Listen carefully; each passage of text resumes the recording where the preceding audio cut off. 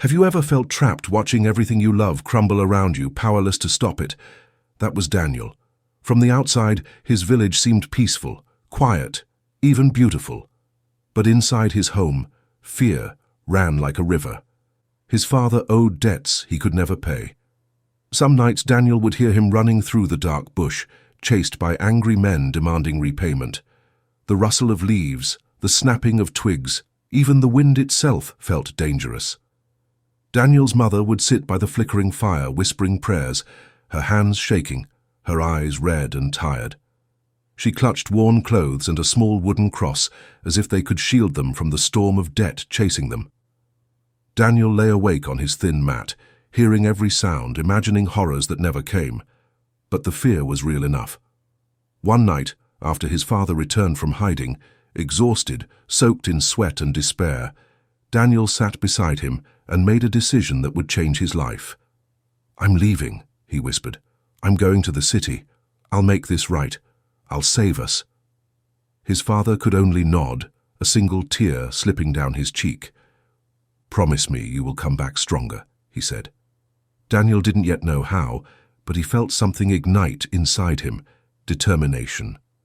The next morning, with a small bag and little more than hope, Daniel kissed his mother's forehead and stepped into the unknown. Each step toward the city felt like leaving a part of himself behind. Every corner of the village a memory, every smell of smoke and earth a reminder of why he had to succeed. Failure was not an option. As he walked, he thought about the nights his father ran for his life, the nights his mother cried silently in the dark, and he swore silently, "I will return. I will build a life so strong that no debt, no fear, no threat can ever touch us again." That promise would guide every decision, every struggle, and every sleepless night for years to come. The first day in the city felt like stepping into another world. Lagos was alive in a way Daniel had never imagined. Cars honked endlessly, street vendors shouted over the chaos, and the smell of fuel mixed with roasted yams and sweat. He clutched his small bag tightly, feeling both excitement and terror. Every face he passed seemed indifferent, every glance a reminder that he was alone. This was not the village he knew. Here, survival was earned, not given. Daniel quickly realized that hope alone would not keep him alive. He took odd jobs, carrying crates through crowded markets, cleaning office floors late into the night, delivering packages in the scorching sun. Each day ended with exhaustion, aching muscles, and a quiet whisper of doubt. Am I enough for this city? Can I truly save my family? But Daniel pushed forward, because every naira he earned brought him closer to the promise he had made to his parents. At night, he lay on a thin mattress in a cramped rented room, listening to the sounds of the city below, the wailing of sirens, the arguments in alleyways, the footsteps that never stopped. He thought of his father running through the bush, his mother praying by the fire, and his childhood home filled with fear. He whispered to himself, "I will come back. I will make this right." That promise was the fuel that kept him awake during the long, lonely nights. Within weeks, Daniel had built a small network of people who recognized his work ethic. Some were kind, others indifferent, and a few were predatory, trying to exploit him. He learned quickly, in this city, trust was earned, not given. Every mistake could cost him not just money, but reputation, and sometimes even safety. The lessons were harsh, but Daniel absorbed them all, knowing that failure here could mean failing his entire family. Despite the hardship, there was a spark inside him, a quiet determination that whispered every morning as he left his small room. This is temporary. Every hardship, every struggle, every step backward will become the foundation of something greater. And Daniel clung to that spark as the city swallowed him into its relentless rhythm, knowing that the path to freedom was never easy and the price of success was always high. One rainy evening, Daniel sat under the flickering light of a street lamp, shivering as the cold wind cut through his thin jacket. He overheard a group of young men laughing about cryptocurrency. "It's AI-driven," one said. "You put in money and it multiplies while you sleep. No limits, no bosses." Daniel's ears perked up. He had never seen anything like it before. Curiosity battled caution in his mind. Could this really be the escape I've been searching for? Or is it another trap waiting to swallow me whole? He approached them cautiously, asking questions, listening to their explanations. Weeks passed, and the idea began to take root. The city, with all its noise and chaos, suddenly seemed to offer a lifeline, a chance to not just survive but to thrive. Daniel decided to take the leap, becoming a brand marketer and manager for people investing in cryptocurrency. Friends, relatives, even strangers from his village trusted him with their money. Each investment felt like a vote of confidence, a silent plea. Help us. Save us. The first few weeks were intoxicating. Small payouts arrived, and Daniel felt a spark of hope he had not experienced in years. He could finally see a path forward. He began to imagine returning home, paying off his father's debts, and lifting the shadow of fear from his family. For the first time since leaving the village, he allowed himself to dream. But with every number that rose on the screen, a subtle tension began to grow, a quiet whisper in the back of his mind. Nothing. This perfect lasts forever. Yet, Daniel pushed the thought aside. He worked long hours, studying trends, communicating with investors, and managing accounts meticulously. He became meticulous, almost obsessive, knowing that people's trust and their money rested entirely on his shoulders. The responsibility was crushing at times, but he felt alive in a way he never had in the village. Every phone call, every update, every small success reinforced his belief that he could truly change the course of his family's destiny. But the city had a way of teaching lessons harshly.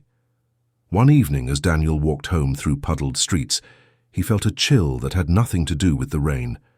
Somewhere deep inside, he sensed the first tremor of danger, the numbers fluctuating faster than expected, accounts showing delays. That whisper of doubt, faint but persistent, told him, this could all collapse, and you might be powerless to stop it. Daniel clenched his fists, promising himself silently, no matter what happens, I will survive, I will rise again.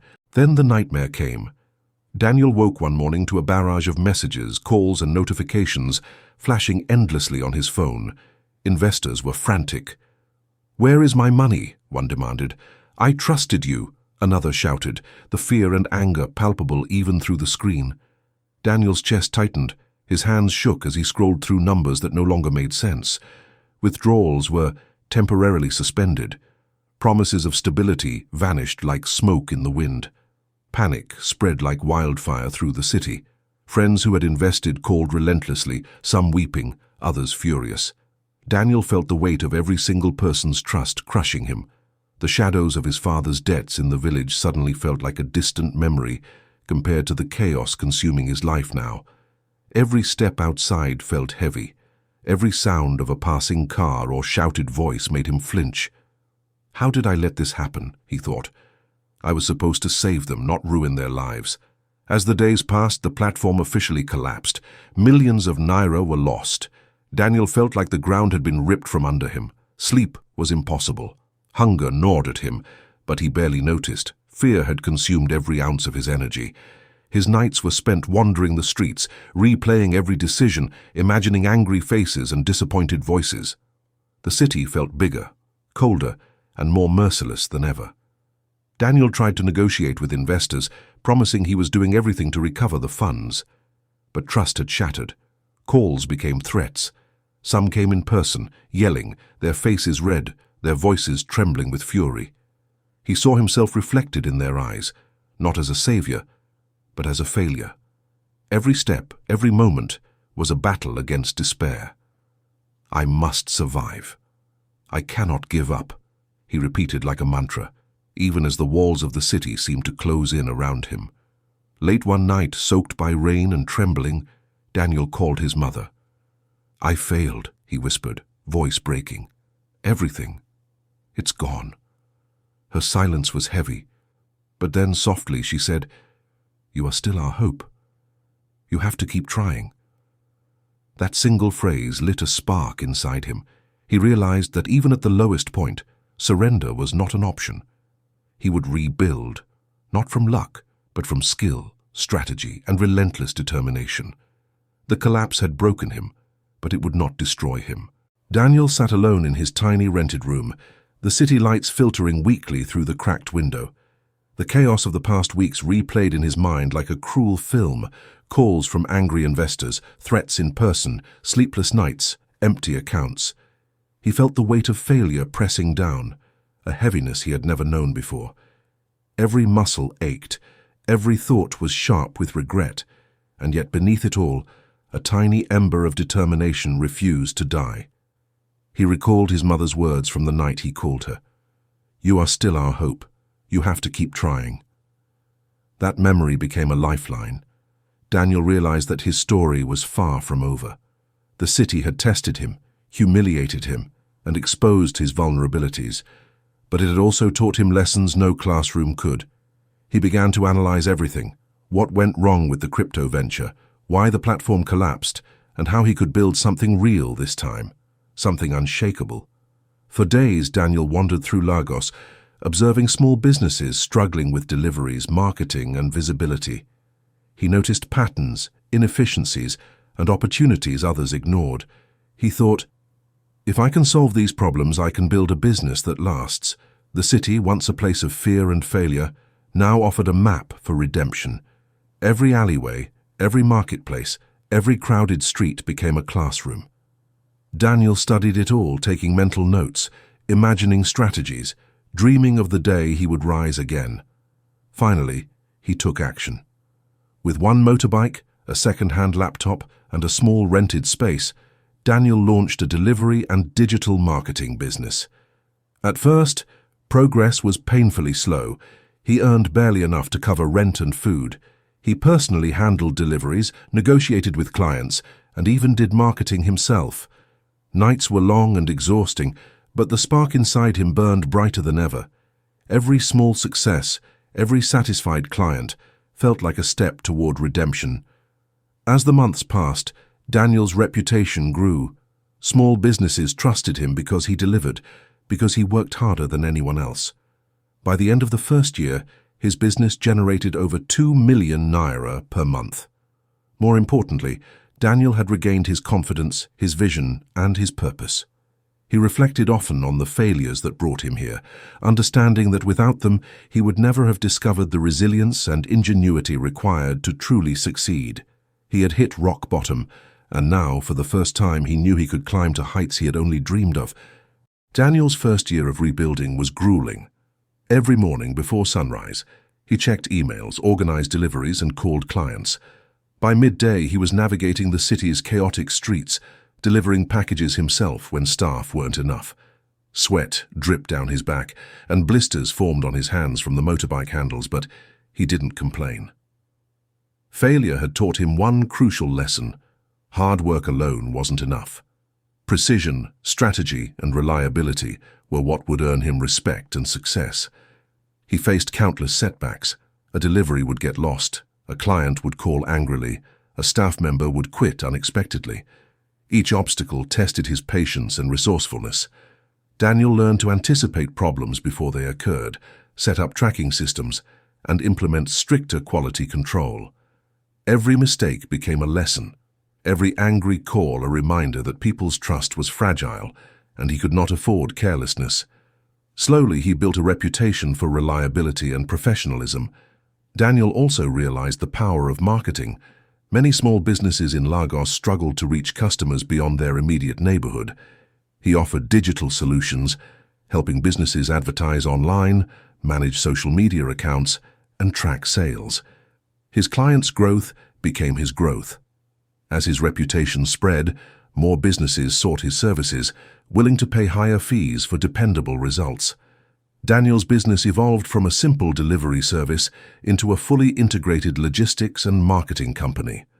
By the second year, Daniel was earning over 5 million naira per month, a staggering leap from the 20,000 naira he had started with. Yet he remained humble, disciplined, and methodical. He reinvested profits into new motorbikes, computers, and staff training, always thinking ahead. His nights were still long, often spent reviewing accounts, strategizing, and dreaming bigger. He had transformed fear into focus, desperation into determination, and lessons from failure into a roadmap for success. Even as the city continued to throw challenges at him, Daniel felt a quiet sense of pride.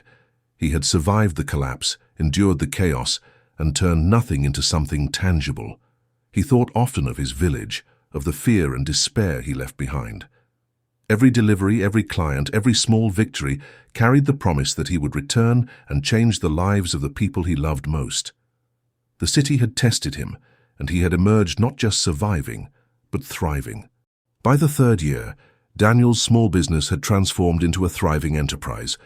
He had expanded his fleet of motorbikes, hired trained staff, and invested in technology to streamline deliveries and marketing services.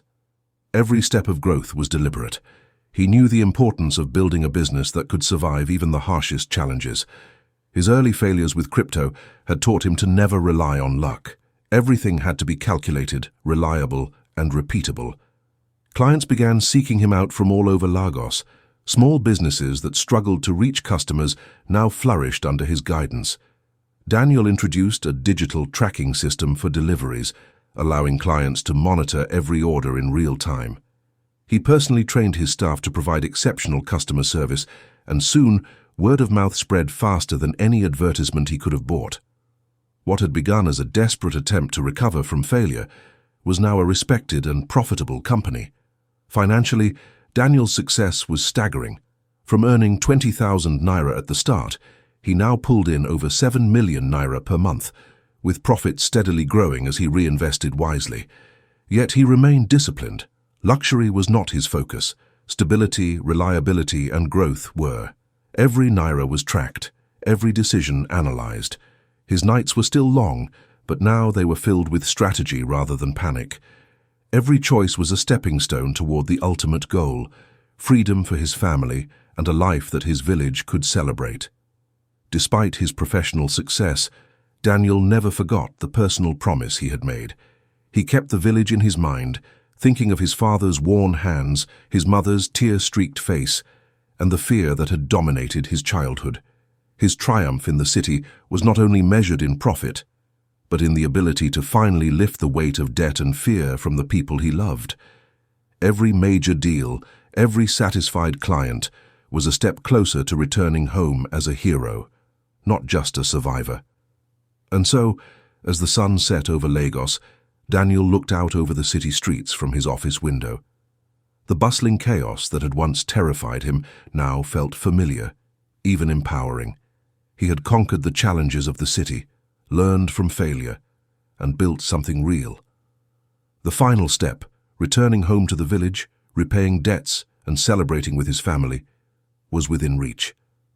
The journey was far from over, but for the first time, Daniel felt the quiet confidence of a man who had turned dreams into reality.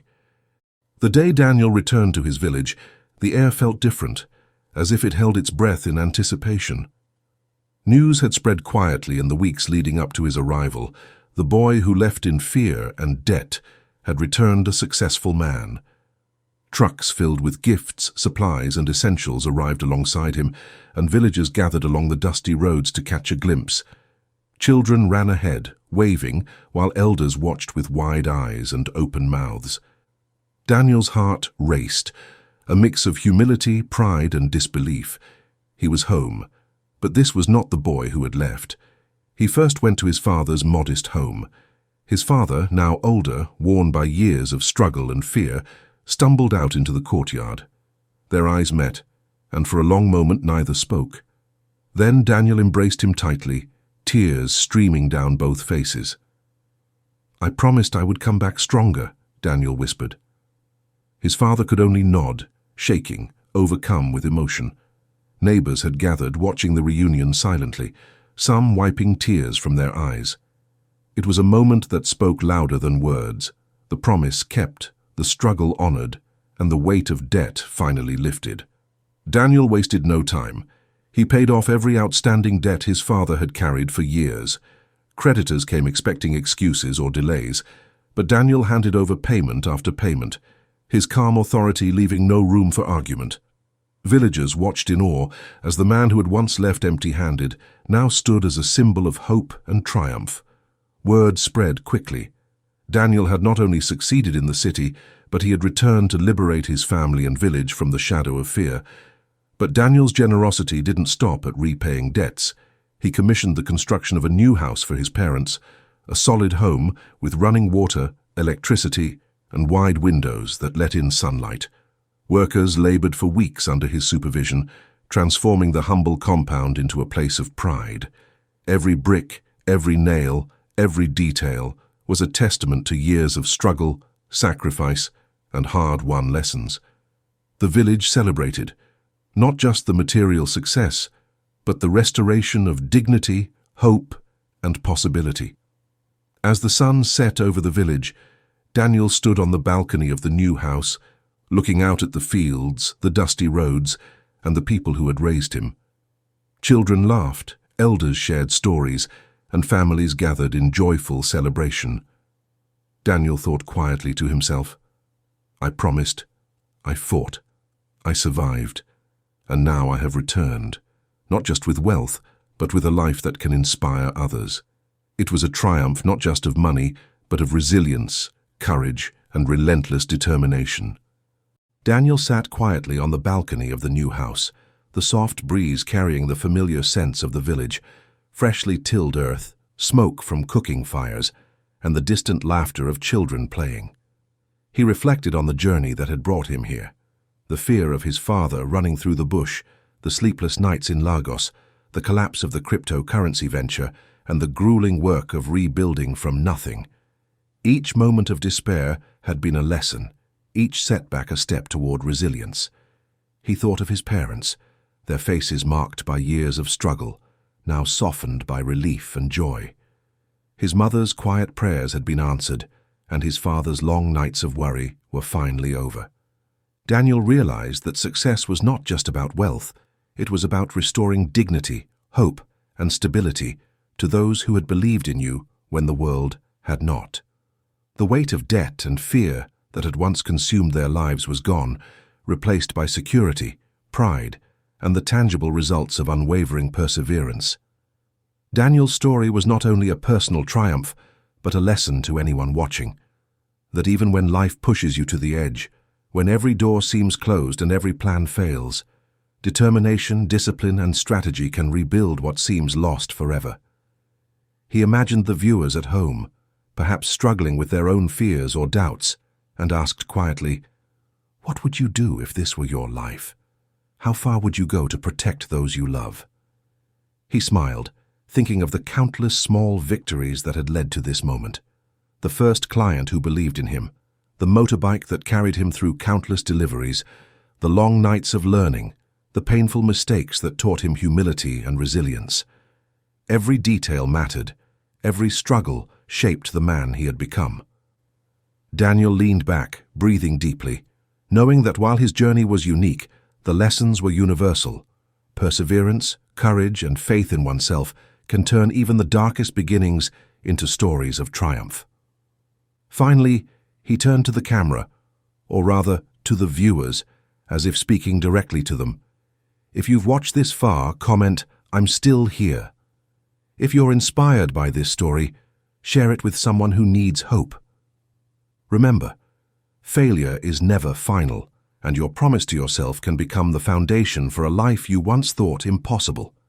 The village below continued its celebration, but for Daniel, the real victory was internal, the knowledge that every hardship, every sacrifice, and every risk had been worth it.